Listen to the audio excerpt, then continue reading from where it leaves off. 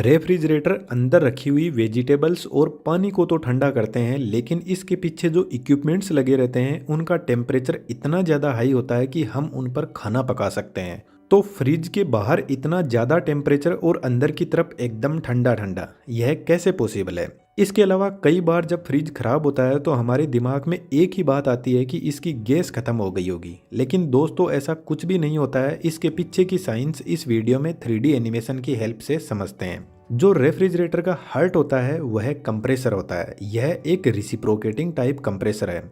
इसके अंदर एक सिंगल फेज इंडक्शन मोटर होती है। जब यह मोटर रोटेट करती है तो इससे जुड़ा हुआ पिस्टन कुछ इस तरीके से मूव करता है और यहाँ पर जो गैस होती है उसको कंप्रेस करके पंप करने का काम करता है। इन कंपोनेंट्स की वर्किंग रेफ्रिजरेटर की बॉडी को थोड़ा सा साइड में रखकर अच्छे से समझते हैं। कंप्रेसर एकदम पैक होता है क्योंकि इसके अंदर एक गैस भरी जाती है जिसका नाम है फ्रीऑन R134a, जो आजकल कॉमनली यूज होती है, और मोटर और कंप्रेसर दोनों मिलकर इस गैस को पंप करने का काम करते हैं। जब कंप्रेसर इस गैस को कंप्रेस करता है तो इसका टेम्परेचर 90 डिग्री सेंटीग्रेड तक इंक्रीज कर देता है और प्रेशर 8 बार तक बढ़ा देता है, और इस गैस को हम रेफ्रिजरेंट भी बोलते हैं। अब यह टेम्परेचर और प्रेशर बहुत ज़्यादा है तो इसको हमें डाउन करने की ज़रूरत है। इसलिए इस हाई टेम्परेचर और प्रेशर वाले रेफ्रिजरेंट को कंडेंसर यूनिट के पास में भेजा जाता है, जो रेफ्रिजरेटर के पीछे लगी हुई कुछ ऐसी ट्यूब होती है जो हमें आसानी से दिखाई दे जाती है। और इस ट्यूब से जब हाई टेम्परेचर वाला रेफ्रिजरेंट फ्लो करता है तो बाहर के इन्वायरमेंट से हीट एक्सचेंज करने लग जाता है, क्योंकि कंडेंसर कोयल का टेम्परेचर बहुत ज़्यादा होता है और इन्वायरमेंट का टेम्परेचर बहुत कम, तो रेफ्रिजरेंट धीरे धीरे कूल होने लगता है। कंडेंसर के ऊपर कुछ इस तरीके के सपोर्टिंग वायर लगे रहते हैं जो कंडेंसर को सपोर्ट भी करते हैं और रेफ्रिजरेंट को कूल करने में भी हेल्प करते हैं। क्योंकि यह कंडेंसर ट्यूब से टच रहते हैं तो कंडेंसर ट्यूब का टेम्परेचर कुछ इनमें ट्रांसफर हो जाता है और इन्वायरमेंट से यह हीट को एक्सचेंज करके रेफ्रिजरेंट को ठंडा करने में हेल्प करते हैं। जब रेफ्रिजरेंट इतना लंबा रास्ता तय करके कंडेंसर कोयल से बाहर निकलता है तो इसका टेम्परेचर 45 डिग्री सेंटीग्रेड तक रिड्यूस हो जाता है, और जब टेम्परेचर डाउन आता है तो गैस लिक्विड में बदलने लग जाती है। इसको थोड़ा आसानी से समझे तो जब हम पानी को गर्म करते हैं तो वह वेपर में बदल जाता है, और जब उनको ठंडा करते हैं तो वापस लिक्विड में बदलने लग जाता है। तो ठीक ऐसा ही इस गैस के साथ में होता है। कंडेंसर यूनिट से जब गैस बाहर निकलती है तो यह थोड़ी ठंडी होकर लिक्विड में बदलना शुरू हो जाती है। अब कंडेंसर यूनिट से निकलकर यह रेफ्रिजरेंट जाता है कैपिलरी ट्यूब के पास में। कैपिलरी ट्यूब कुछ इस टाइप का एक कॉपर की ट्यूब होती है जिसका डायमीटर 0.5 mm से लेकर 2.2 mm तक होता है, और इसकी लेंथ मैक्सिमम 5 मीटर तक हो सकती है। कैपिलरी ट्यूब एक थ्रोटल डिवाइस होती है जो हाई प्रेशर को लो प्रेशर में बदलने का काम करती है, और यही वह डिवाइस है जो रेफ्रिजरेंट को एकदम ठंडा भी कर देती है। इसको थोड़ा समझने की कोशिश करते हैं। कैपिलरी ट्यूब सिर्फ और सिर्फ एक कॉपर की ट्यूब होती है और इसमें ना कोई इलेक्ट्रिसिटी दी जाती है, ना ही इसमें कोई मूविंग पार्ट होता है। जो प्रेशर ड्रॉप होता है वह इस ट्यूब की लेंथ के डायरेक्ट प्रपोजन में होता है और डायामीटर के इनवर्स प्रपोजन में होता है। तो जैसे जैसे इस ट्यूब का डायामीटर कम होता जाएगा तो प्रेशर ड्रॉप बढ़ता जाएगा, और हम लेंथ भी इंक्रीज कर देते हैं डायामीटर के साथ में, तो प्रेशर ड्रॉप और ज़्यादा इंक्रीज हो जाएगा। अब प्रेशर ड्रॉप का आपको सिंपल मतलब समझने की ज़रूरत है। प्रेशर ड्रॉप बढ़ रहा है मतलब प्रेशर का ड्रॉप जो है वह बढ़ता जा रहा है, यानी एक्चुअल में प्रेशर कम हो रहा है। तो जब रेफ्रिजरेंट इस कैपिलरी ट्यूब से बाहर निकलता है तो उसका प्रेशर ड्रॉप होकर 0.6 बार तक पहुंच जाएगा, और जब इतना प्रेशर का ड्रॉप हो जाएगा तो टेम्परेचर भी रिड्यूस हो जाएगा। तो जब इस ट्यूब के अंदर रेफ्रिजरेंट एंटर हो रहा था तो उसका टेम्परेचर था 45 डिग्री सेंटीग्रेड, और जब बाहर निकलेगा तो उसका टेम्परेचर -16 डिग्री सेंटीग्रेड तक पहुंच जाएगा। और जब टेम्परेचर इतना कम हो जाएगा तो 75% जो गैस थी वह लिक्विड में बदल जाएगी।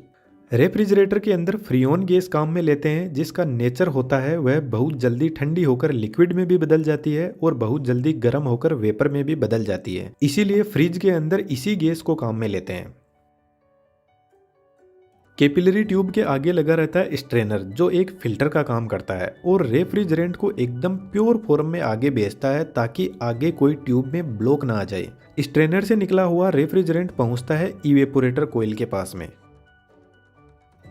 और इवेपोरेटर कोयल भी एक ट्यूब ही होती है और यह रेफ्रिजरेटर का जो बॉक्स होता है उसके अंदर की तरफ होती है।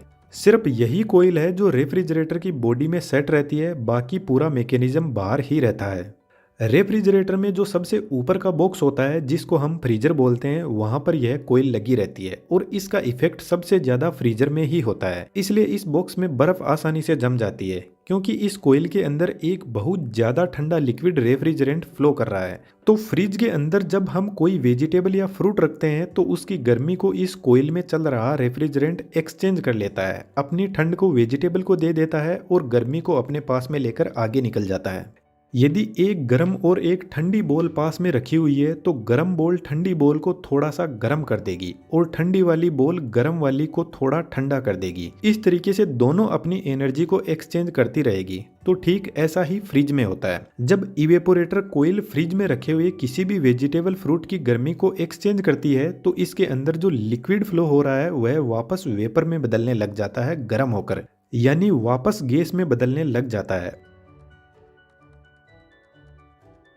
और जब यह गैस इवेपोरेटर कोईल से बाहर निकलती है तो वापस फिर से इसको कंप्रेसर के पास में भेजा जाता है। लेकिन यहाँ पर एक बहुत बड़ी प्रॉब्लम आती है। जब रेफ्रिजरेंट इवेपोरेटर कोईल से बाहर निकलता है तो वह पूरा गैस में नहीं बदल पाता है, क्योंकि कई बार होता है कि फ्रिज में कुछ रखा हुआ ही नहीं है तो रेफ्रिजरेंट किससे हीट को एक्सचेंज करेगा। और जो कंप्रेसर यूनिट होती है उसमें यदि रेफ्रिजरेंट एक भी बूंद लिक्विड फॉर्म में चला गया तो उसमें तो मोटर होती है और मोटर खराब हो जाएगी और फिर पूरा कंप्रेसर बदलना पड़ेगा, क्योंकि इसको खोलकर ठीक नहीं किया जा सकता। इसलिए कंप्रेसर के पास में एक्यूमुलेटर को सेट किया जाता है जो इवेपोरेटर कोईल से आ रहे लिक्विड को पूरी तरीके से गैस में बदल देता है और लिक्विड को अपने पास में रोक लेता है और फिर कंप्रेसर के पास में रेफ्रिजरेंट को सिर्फ और सिर्फ गैस फॉर्म में ही भेजेगा। उसके बाद में फिर से वही प्रोसेस चलती है। तो रेफ्रिजरेटर का जो सिस्टम होता है वह क्लोज लूप में काम करता है। यदि कोई लीकेज हो जाए तो ही रेफ्रिजरेटर की गैस खत्म हो सकती है, अदरवाइज इसकी गैस लाइफ टाइम तक चलती है। लेकिन आप कई बार नोटिस करोगे फ्रिज में कि जो इवेपोरेटर कोईल है उसको बहुत स्ट्रगल करना पड़ता है। आपने गर्मियों में देखा होगा जब हम किसी गिलास में एकदम ठंडा पानी या कोल्ड ड्रिंक डाल देते हैं तो उसके चारों तरफ पानी की बूंदें जम जाती है। तो ठीक ऐसा ही इवेपोरेटर कोईल के साथ में होता है। फ्रिज के अंदर जो भी थोड़े बहुत वाटर वेपर होते हैं, जब कोईल ठंडी होती है तो उसके पास में चिपक जाते हैं और कोईल के चारों तरफ ही बर्फ जम जाती है, जिसकी वजह से इवेपोरेटर कोईल सही से हीट एक्सचेंज नहीं कर पाती है और इवेपोरेटर कोईल लिक्विड को गैस में नहीं बदल पाती है। इसलिए इवेपोरेटर कोईल के चारों तरफ एक हीटर कोईल भी लगी रहती है जो हर 5 से 6 घंटे बाद में ऑन होती है और इवेपोरेटर कोईल के ऊपर कोई बर्फ जमी हुई है तो उसको हटा देती है और यह बर्फ पिघलकर पीछे की तरफ एक कंटेनर में पानी के रूप में कलेक्ट हो जाती है। इवेपोरेटर कोईल सिर्फ फ्रीजर में ही लगी रहती है ऊपर की तरफ, बाकी नीचे बचे हुए फ्रिज में ठंड का इफेक्ट देने के लिए फैन लगे रहते हैं जो पूरे फ्रिज को कूल करते रहते हैं।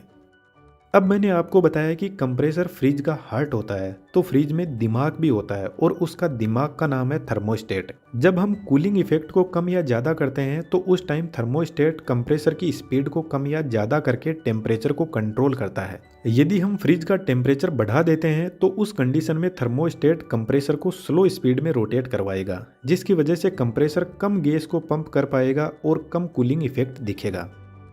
जो डीप फ्रीज होते हैं उनमें कंडेंसिंग कोईल का स्ट्रक्चर बदल दिया जाता है जो कुछ इस टाइप का होता है और उसमें एक फैन लगा रहता है जो कंडेंसिंग कोईल की गर्मी को बाहर निकालने का काम करता है। बाकी काम करने की प्रोसेसिंग सभी फ्रिज की एक ही जैसी होती है। उम्मीद करता हूँ दोस्तों आपको वीडियो अच्छा लगा होगा। अच्छा लगा तो आप चैनल को सब्सक्राइब और वीडियो को लाइक करके जरूर से जाना। Thank you.